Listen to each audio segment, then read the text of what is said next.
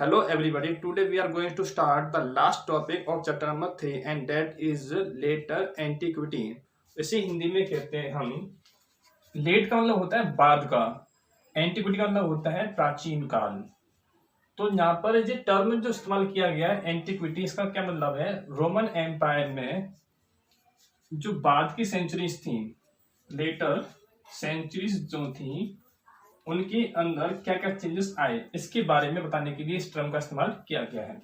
Letter century का मतलब क्या है? यहाँ पर रोमन एम्पायर में जो लेटर सेंचुरीज थी, फॉर एग्जांपल 4th सेंचुरी से लेकर 7th सेंचुरी तक, उनके बीच में क्या क्या चेंजेस आए रोमन एम्पायर में, इसके बारे में यहाँ बताया गया है इस हेडिंग के अंदर। अभी तक आपने 1st सेंचुरी से लेकर 3rd सेंचुरी के बारे में पढ़ा, ये आपकी अर्ली सेंचुरीज हैं, और 4th सेंचुरी से लेकर 7th सेंचुरी का जो टाइम है उसे हम कहते हैं लेटर सेंचुरीज।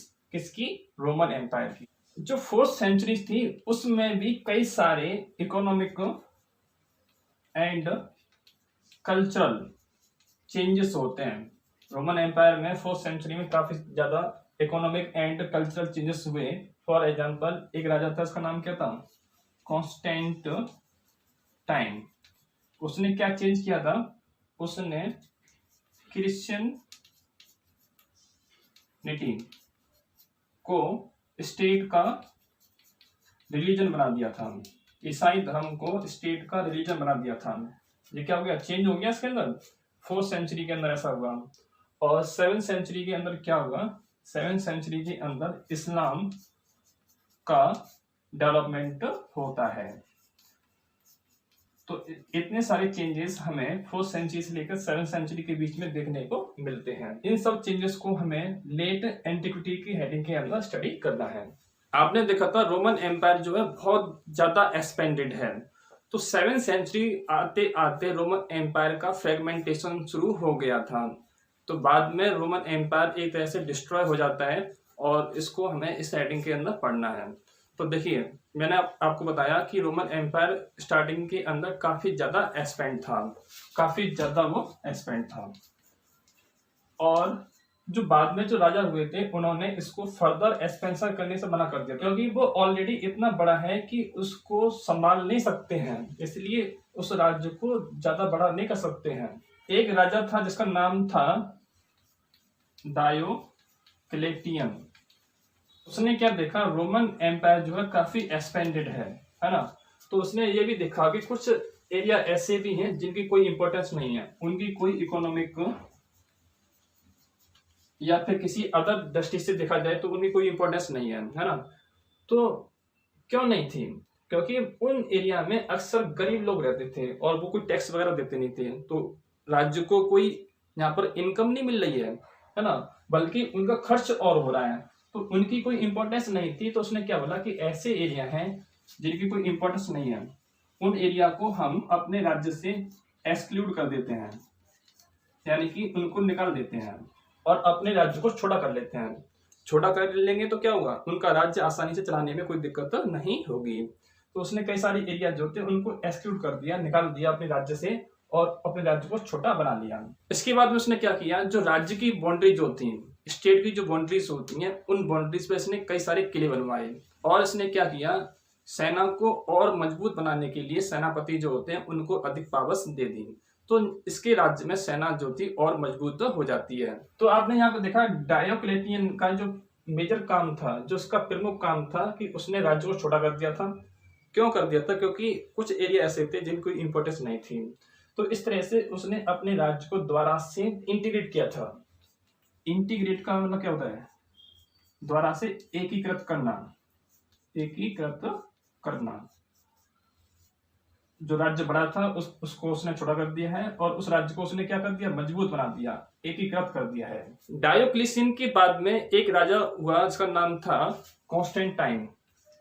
कॉन्स्टेंटाइन जब ये राजा बना तो उसने क्या किया? जो इससे पहले जो राजा था डायोक्लेटियन, उसके चेंजेस को इसने बनाए रखा, उसमें कोई चेंज नहीं किया, उसको उसने मान लिया, ठीक है। और इसने इनके साथ में कुछ और चेंजेस भी किए हैं। सबसे बड़ा जो चेंज इसने किया वो मॉनेटरी सिस्टम के अंदर किया। मॉनेटरी सिस्टम के अंदर इसने चेंज किया। और सिस्टम में क्या चेंज किया इसने? पहले जो सिल्वर के कॉइन चलते थे उनकी जगह पर अब गोल्ड के कॉइन इसने चलाए। किसने चलाए थे? कॉन्स्टेंटाइन ने। इन कॉइन को सॉलिडस कहा जाता था और ये कॉइन जो है 4.5 ग्राम के शुद्ध सोने से बने होते थे। 4.5 ग्राम का कॉइन होता था और वो कॉइन शुद्ध सोने का बना होता था। सेकंड चेंज क्या किया इसने एक नई कैपिटल बनाई जिसका नाम था, ये आपका टर्की में है और वहां पर आज का प्रेजेंट इस्तांबुल बसा हुआ है। आज जो इस्तांबुल नगर जो है वो कहाँ बसा हुआ है? इसी एरिया में बसा हुआ है। कॉन्स्टेंटाइन ने जो नई सिटी बनाई थी, नई कैपिटल सिटी बनाई थी, इसका नाम क्या था? कॉन्स्टेंटिनोपल। वो 3 साइड से समुद्र से घिरी हुई थी।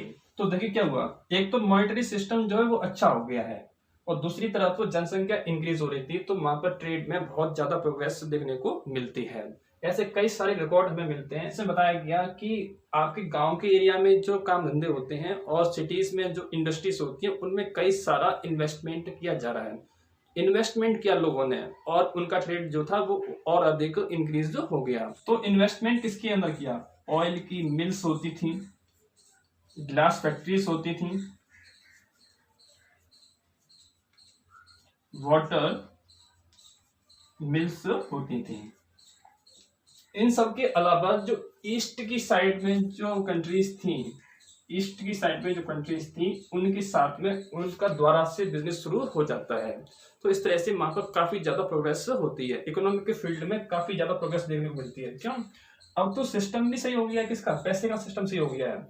अब पैसा जो है गोल्ड में कॉइन होते हैं वहां पर और 4.5 ग्राम का शुद्ध कॉइन होता है गोल्ड का। फिर आपने देखा कि यहाँ पर लोग इन्वेस्टमेंट करते हैं इन सब चीजों के अंदर, ऑयल की मिल्स के अंदर, ग्लास की फैक्ट्रीज के अंदर, वाटर मिल्स के अंदर, जिससे उनका जो ट्रेड था वो और अधिक डेवलप हो गया था। इन सारे चेंजेस के कारण अर्बन एरिया जो थे वो और अधिक प्रॉस्पेरस हो जाते हैं। इट मीन्स अर्बन एरिया की प्रॉस्पेरिटी इंक्रीज हो गई है। जब प्रॉस्पेरिटी इंक्रीज हो जाएगी तो क्या होगा? आर्किटेक्चर का भी डेवलपमेंट होता है और वहां पर कई तरह की लग्जरी चीजों का भी डेवलपमेंट होता है। यानी कि जब पैसा आता है तो आपका आर्किटेक्चर कैसा होगा? अच्छा हो जाएगा, नई नई बिल्डिंग बनेगी और आपके घरों में हर तरह की लग्जरी का सामान होगा, ऐश आराम करने की सारी चीजें वहां पर होंगी। इजिप्ट में थाउजेंड की संख्या में पेपायरी मिली है। पेपायरी क्या चीज होती है? पेपायरस एक पौधा होता है जिसके पत्तों पर राइटिंग की जाती है, तो उसको हम कहते हैं पेपायरिस, है ना। तो इजिप्ट में ऐसी कई सारी पेपायरिस मिली हैं जिसके अंदर इन सब चीजों के बारे में उसमें लिखा हुआ है कि वहां पर अर्बन सेंटर जो थे किस तरह से प्रॉस्पेरस हो गए थे। वहां पर प्रॉस्पेरिटी बहुत अधिक थी, वहां पर जो लोग थे वो बहुत खुश थे। उस टाइम पे जो इजिप्ट था वो अकेला 35,000 पाउंड के बराबर जो गोल्ड होता था उतना टैक्स देता था। तो इन सब चीजों से प्रूव होता है कि वहां पर प्रॉस्पेरिटी कैसी थी? बहुत ज्यादा थी, तभी तो इतना टैक्स देता है वो। अगर प्रॉस्पेरिटी नहीं होती तो इतना टैक्स क्यों देता है वो? रोमन एंड ग्रीक लोगों का रिलीजियस कल्चर किस तरह का था? रोमन एंड ग्रीक लोगों का रिलीजियस कल्चर किस तरह का था? तो यहाँ पे जो लोग थे वो पॉलीथिस्ट थे। इसका मतलब होता है, पॉली माने होता है अनेक, थिस्ट माने विश्वास करने वाले। वो लोग अनेक देवी देवताओं में विश्वास रखते थे और वो कई सारे देवी देवताओं की पूजा करते थे, जैसे कि जुपिटर, जूनो, मार्स, मिनेर्वा, जी उनके क्या देवी देवता हैं, इसीलिए इनको बोला गया पॉलीथिस्ट। यानी कि एक देवी देवता विश्वास नहीं है उनका, वो कई सारे देवी देवताओं को मानते हैं। इनके अलावा वो लोग जो थे ग्रीक और ईस्टर्न देवी देवताओं की भी पूजा करते थे। इसके लिए उन्होंने अपने एम्पायर में कई सारे टेम्पल्स, सेंचुरीज और श्राइन्स इस्टेब्लिश किए थे। टेम्पल का मतलब होता है मंदिर और इनका मतलब होता है सेंचुरीज का देवालय, और इसे हम कहते हैं मठ। तो उनके एम्पायर में कई तरह के टेम्पल्स होते थे और कई तरह की सेंचुरीज होती थी और कई तरह की श्राइन्स होती थी। उस टाइम पर जो क्रिश्चियन धर्म था वो इतना डेवलप नहीं था और लोगों को क्रिश्चियन बनाना बहुत कठिन काम था उस टाइम पर, क्योंकि उस टाइम पर जो लोग थे वो कई सारे देवी देवताओं को मानते थे, जैसे कि जुपिटर, जूनो, मार्स।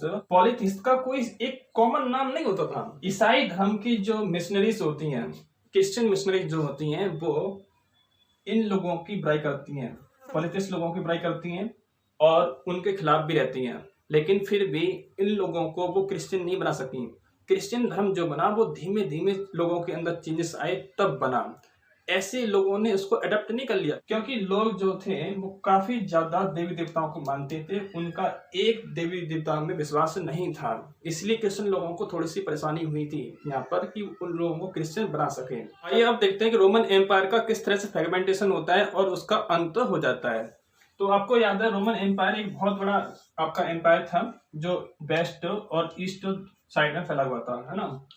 तो इस साइड में लोग जो थे वो बहुत ज्यादा प्रॉस्पेरस थे, प्रॉस्पेरिटी इस साइड में ज्यादा थी, इस एरिया में पॉपुलेशन भी ज्यादा थी। बाद में क्या हुआ, इस एरिया में प्लेग बीमारी फैल जाती है।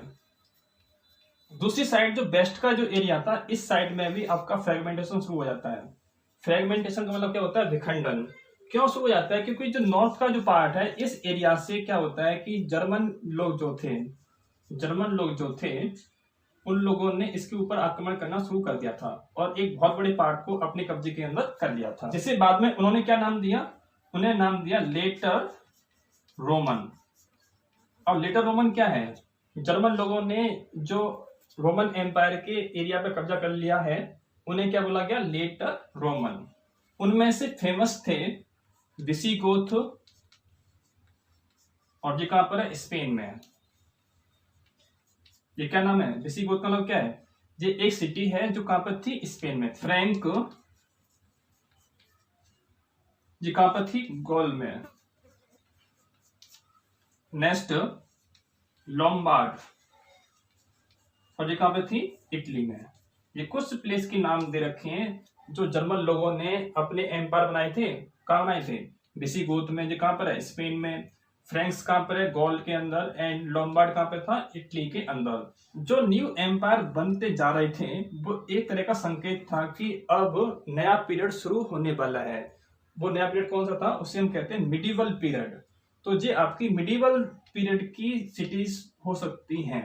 ये सारे के सारे जो एम्पायर डेवलप हुए हैं वो कहां हुए हैं, वेस्ट साइड में हुए हैं। जो ईस्ट साइड का जो अभी एरिया था रोमन एम्पायर का, वो अभी भी कैसा था, यूनाइटेड था। और वहां पे एक राजा था, उसका नाम था जस्टिनियन।